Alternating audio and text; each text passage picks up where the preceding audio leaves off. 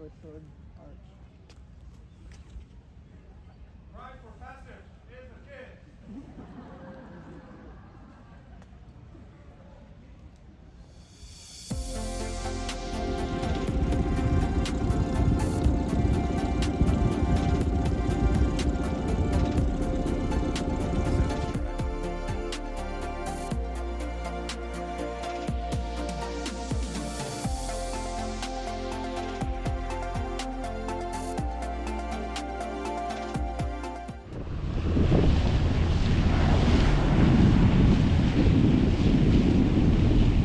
Well, we're on our way to St. Michael's.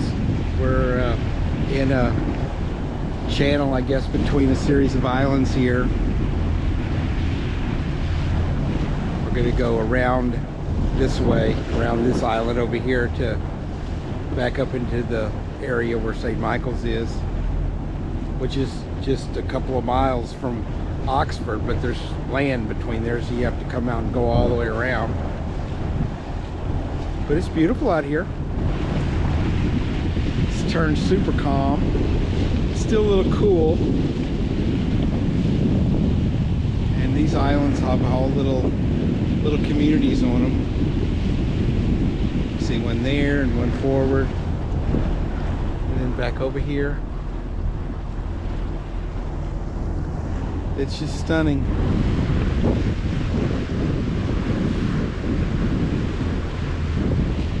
We've got a marina for a couple of days in St. Michael's. Today is Tuesday. Friday and Saturday is supposed to be blow up a storm, so we may stay here for a day or two Thursday and go across the bay on Thursday to Deal. And that may be our base for a few days because there's a big boat show in Annapolis, so the marinas are all kind of full there.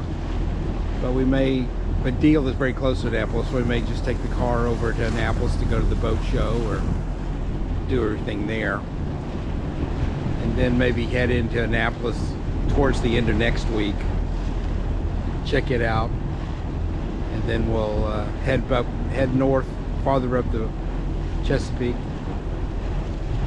and get ready to head to the C&D Canal and head out to Cape May.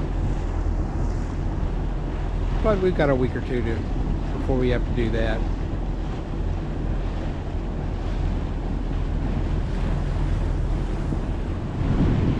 Just enjoying this.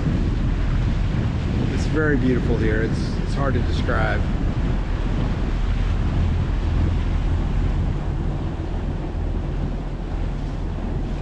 And a beautiful day.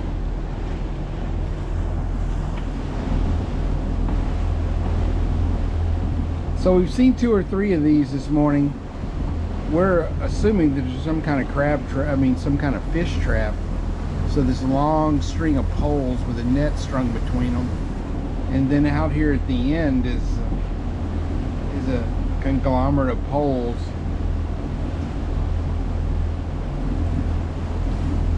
And you can see there's nets all strung around it.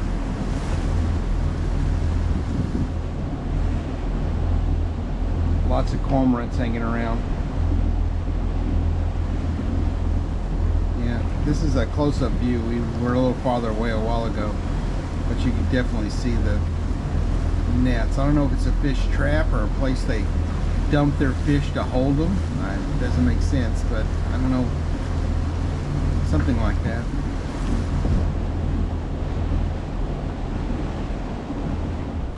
We arrived in St. Michael's and docked at the city marina, and really close by was the Maritime Museum that was wonderful. So I walked up to the top of the display lighthouse and took video of the town and the anchorage nearby.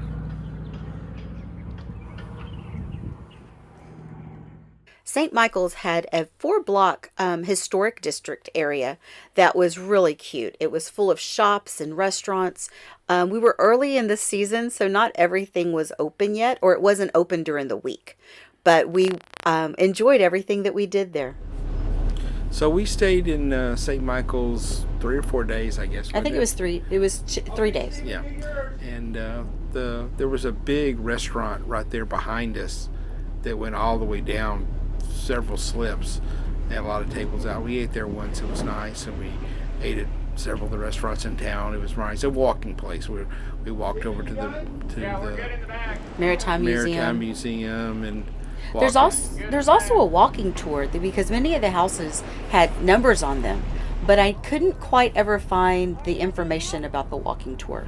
So, but it was an old town, so there were some old houses. And it had a big church right by the marina too, so you could hear the bells. It was a nice little environment there. It was very nice. Everything was super clean and manicured. You could tell that they put a lot of pride in their community. It was nice. And we waited 10, 11 o'clock. We were going to head over to the Kent Narrows, which is only 12 miles. So we got kind of a late start, and we got pushed off. Laura pushed off here, and she was probably pretty glad, Stephen, when she wasn't there, because he was handling the back and she was handling the front. I was happy for Stephen's help that day. Oh, yeah, definitely. Yeah. And it was warm finally after a while. It wasn't raining. It was a beautiful day, and we just slowly pulled away and out of the marina. And it's very beautiful there. It was really nice. You can see the houses over there, all these big colonial houses, and I had a nice trip there. It was fun. We had a really good time. Yeah. Water was pretty. It's funny, in Chesapeake Bay, there's lots of little jellyfish all in the water. There are, and they're small. Yeah. And you can see the little town there, the marina. And our marina. Yeah, it's a big marina.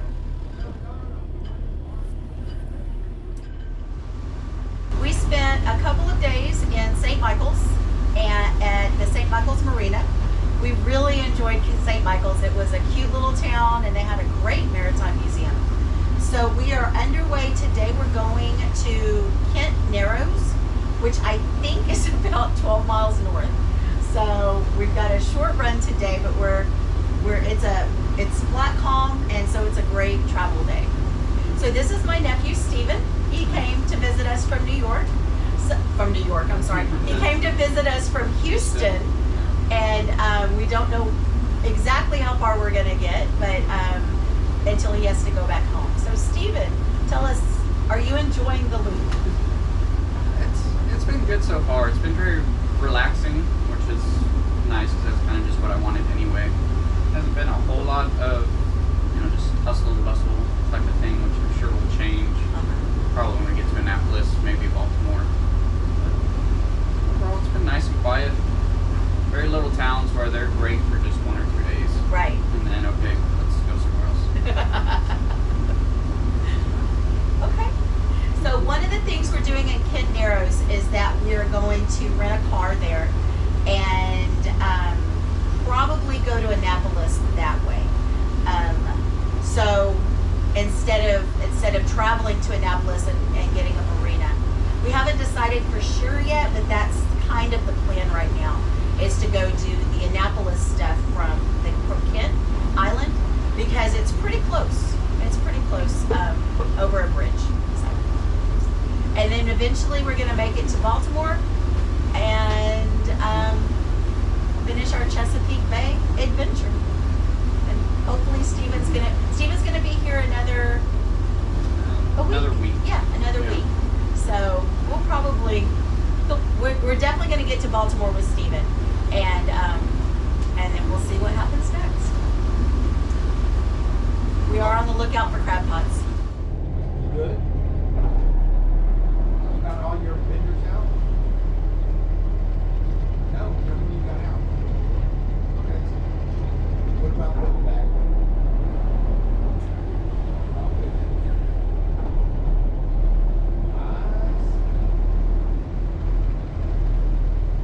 I don't know.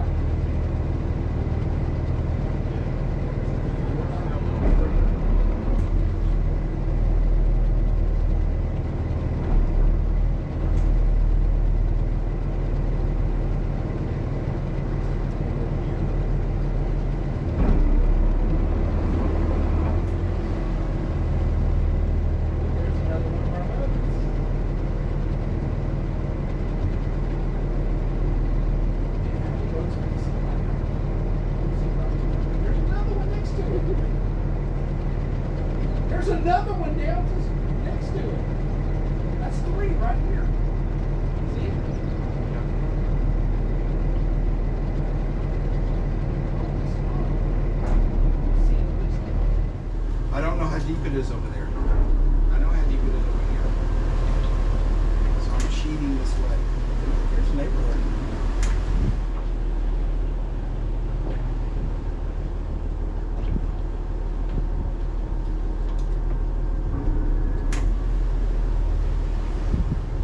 See that little wooden thing sticking up by this dock?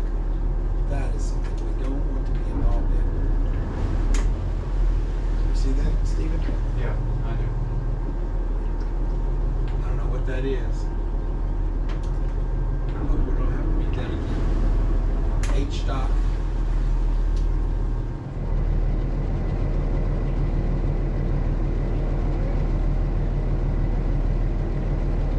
Oh yeah? Okay.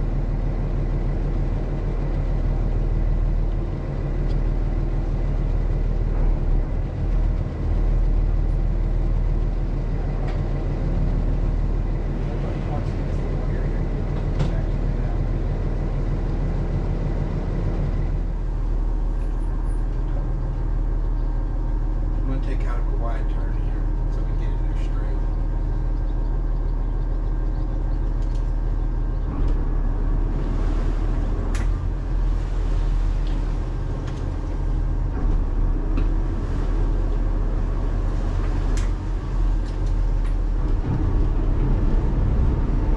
Don't let me hit that dock.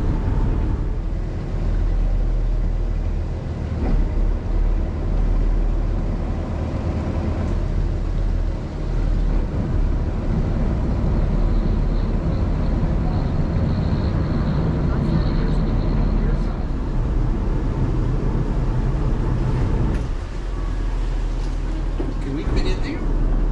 Steven, are we good back there? Steven! I'm watching. I'm going to use this pole.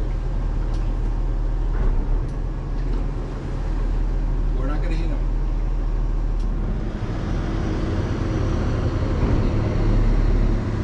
Good back there? Steven!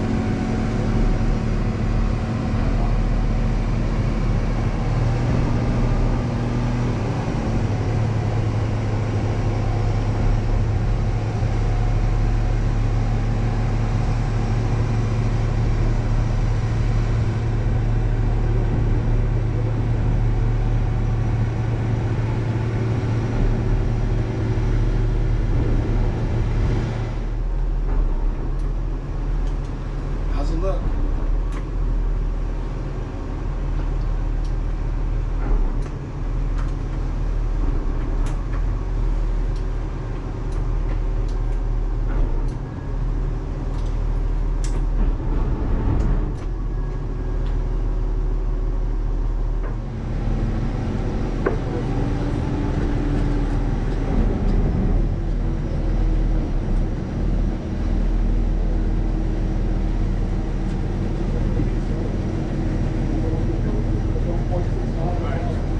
Keep on neutral. Keep it in neutral. You gotta get your stern on.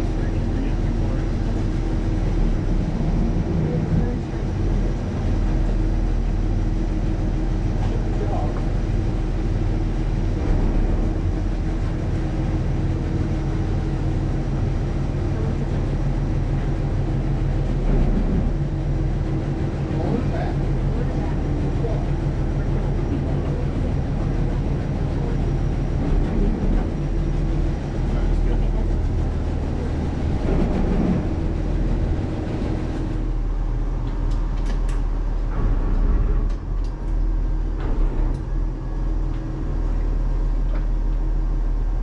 I can't go any slower.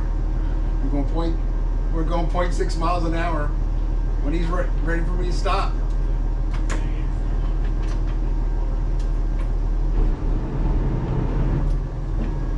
I'm trying.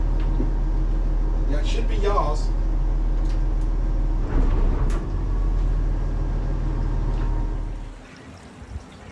Here we are at Kent Narrows at the Safe Harbor Marina, And we've decided to stay here for about a week. We're going to rent a car and go forward with our plan to use this as our base. So we're going to go to Annapolis and Baltimore, and the weather's not cooperating, and it's already rainy and cold. We took an electric car tour of Annapolis with a tour guide named Paula, and she grew up here in Annapolis. I think she grew up at the Naval Academy, and she was also a retired history teacher from the area. She did a fabulous job. So we went through a lot of these neighborhoods and saw some beautiful houses. Is the first of the 18th century homes that we're going to have a look at, not in or anything. But this building is known as Acton Hall. Yeah. So this home is an example of Georgian architecture. Now keep in mind that bit over on the right that was added in the 20th century. So we're just looking at this part right in front of us. And hallmarks of Georgian architecture are an intense devotion to balance and scale, and a harkening back to the examples of ancient Greece and ancient Rome. And you can see that in the repeated triangles and the columns. And then if you look at the windows, they're so evenly spaced, it looks like you could fit a window between each window. And it also looks top to bottom, that you could fit a window between each window. They were using these geometric principles to create a sense of beauty. And boy, did they ever. I mean, it's just such a beautiful building. It's privately owned. And the home on the right is not only beautiful, but historically significant in that the very first printing press in Maryland was located in this home. The local legislature, when they needed a printer, wrote to Benjamin Franklin, and he recommended his apprentice, whose name was Jonas Green. So Jonas Green traveled here with his printing press to this home, and he would print up the bills, the laws that were passed by the local legislature. But get this, he was also given the right, the duty, if you will, of printing up currency. Can you imagine having a printing press in your basement and being allowed to print currency? He printed stuff right there. You gotta wonder, he must have been above reproach, because it would be too tempting to print an extra dollar here or a dollar there. So this is the home of William Paca. It is another example of a 5-part Georgian mansion. The family would have resided in the center portion of the building, and there would have been a kitchen on one side and an office on the other. William Paca only lived in this house until the 1790s, when he sold it to the Jennings family.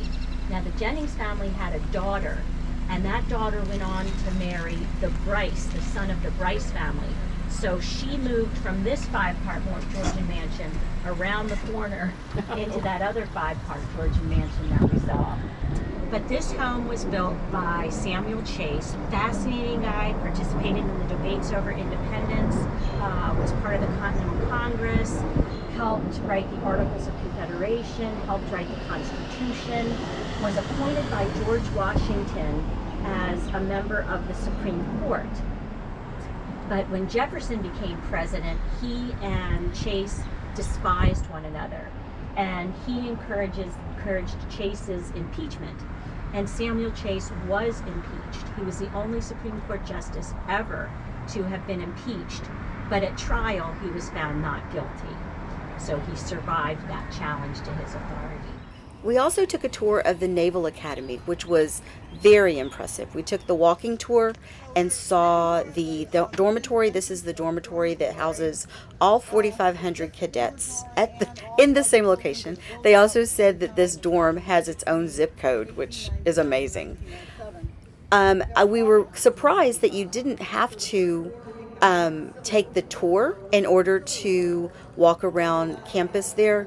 So if you're ever interested, then that might be something you want to do.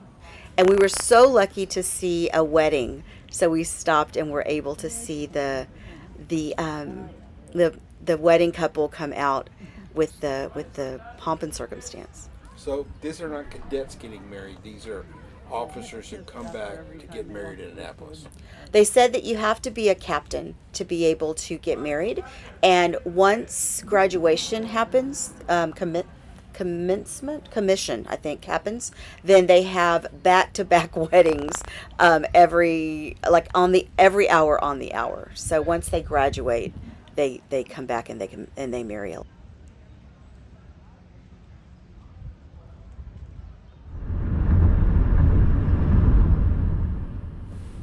So this is a little bit of video about the bridge that goes over to Kit Narrows. We're coming from Annapolis over, and you think a bridge going all the way across Chesapeake Bay is going to be long, and it is a long bridge, but the Chesapeake Bay is starting to get pretty narrow up here, so you can see across it. It's not very far at all, and you can see it's still kind of a gloomy day. We didn't have great weather while we were here, but there's the bridge. We met up with some loopers in Annapolis. We just happened across them, and they invited us to their docktails and dinner that night. So we had a great time with everyone, and it's great just meeting people out in the middle of nowhere. That's what the loop's all about. So please join us next week as we head north and get on the Delaware Bay. If you haven't already, please subscribe, leave comments, and like the video, and we will see you next week.